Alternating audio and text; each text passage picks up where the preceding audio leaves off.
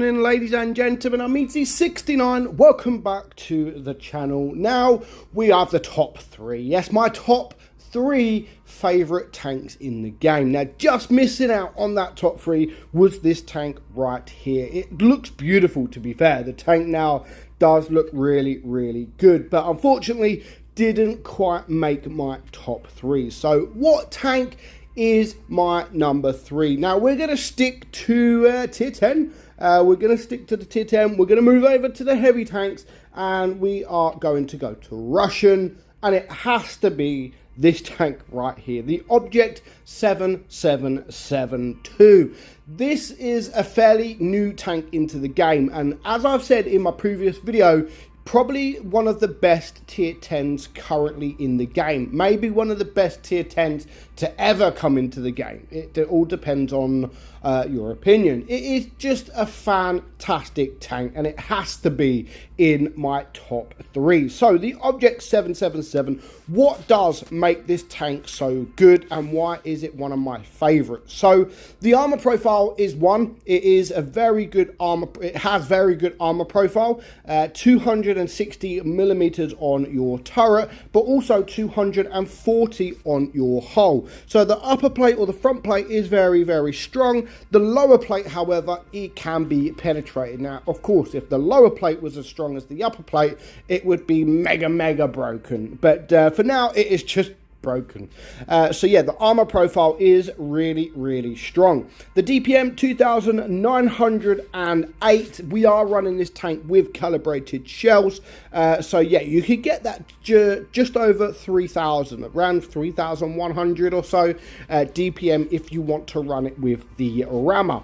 That is just an 8.9 second reload. The penetration is 263 on your AP and 374 on your heat. So you can get through just about anything that comes in front of you. 66 on your HE. You've got a 430 alpha gun on your AP, 370 on your heat, and 530 on your HE.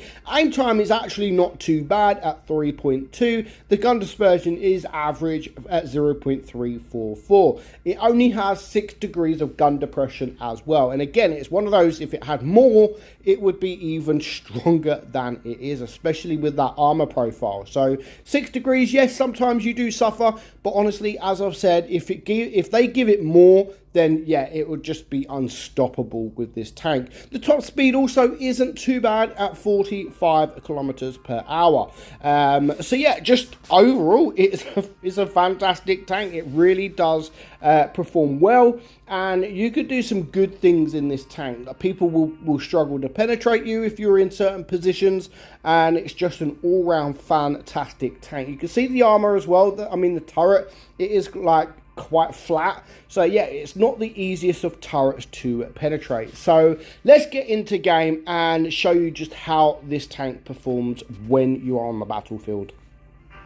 So here we are on Faust. It's a completely tier 10 lineup. So it's one of those tanks that it does have the speed. So if you want to play supporting your mediums, going with your medium side, then yeah, it can do that. But for me, it's more of a heavy tank. It is more of a sort of a super heavy kind of tank with the speed. I mean, look, we're getting there pretty quickly. So yeah, that's how I would play. It is more of a sort of frontline brawling tank. But again, it is one of those, because you do have the speed. If you don't want to play it like a frontline brawling tank, then you can sort of play it with your mediums. It is totally sort of up to you.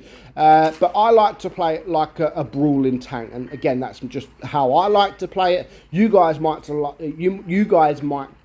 like to play it a little bit different. So we're pushing with my E100 here, so we're just going to sort of sit behind him. No idea what this back chat was intending to do, and also because it does have that 430 alpha, you will get most of your shots above the 400 mark. Of course, unless you are shooting heat, then yeah, you're going to get lower damage with that. So do bear that in mind. So this is why I want to run it with the calibrated shells. As you can just see there, 355 with your heat. But if you are using AP, then you're more likely to do above the 400 mark. So the team are pretty much literally everywhere at the moment. My team are everywhere. The enemy team is everywhere. So I'm just going to push forward. I know that there is an E100 here. The Type 71 is here as well. And of course, you've got the TVP. So you've got quite a few tanks all around. So we get that shot on the Type 71. The Type 71, to be fair, I find it very similar to this tank. I really do. I do find the tanks both very, very similar in terms of play style. So yeah, I mean, if you want to compare the Object 777 with something, it is that of the Type 71, kind of. So now I do have, I mean, just look at the armor profile from that type there. So there's the E100. I am still full hit points at the moment, and you can see there, you can comfortably get some bounce. Again, if you're in a hold down position, you're more likely to bounce more than you would if you're in the open. So we've managed to get the E100 down to a one shot. We are losing on supremacy points, and we are losing on tanks. So I really would like to take out this E100, but I don't want to just push forward because I know that the Type 71 is there. So bad mistake from that E100. Don't even know what he was doing, to be honest. But it is now a 4 versus 5, and at this point I've got enough hit points to feel comfortable. You know, the Type 71, yes, of course, is there. The Sheridan, because of that shot from the E100, he's lost most of his hit points. So as long as I be patient, then that is literally all I have to do. And look at that lovely high roll there with AP, 538. So all four, I mean, you've got the guy by C there, the 60 TP. So he's actually going to at least spot anything that is trying to flank around. And we are then going to deal with the 3 tanks that's here. The tank that is over there is the E4. He doesn't have that many hit points left. So now that was a silly shot from my point of view. I was actually hoping to get the damage in, because then I should be able to deal with him very, very easily. But of course, we could get a block damage as well to make life a little bit easier. So now this guy is a one shot. I do take a shot, but I am going to be able to take him out. So that is now 2 kills, 4,000 damage. It is a 3 versus 3. However, the Type 71 here, we are going to shoot a little bit of heat just to get rid of him. So that is now 4.3k damage. And at this point, I'm just going to push forward. And as I've said, if you push forward, we can still get that block damage. So that's now 4.7k damage. I was actually hoping for the kill here. And am I going to get it? Yes, I am. So we do manage to get just over 5,000 damage. 1,400 block damage.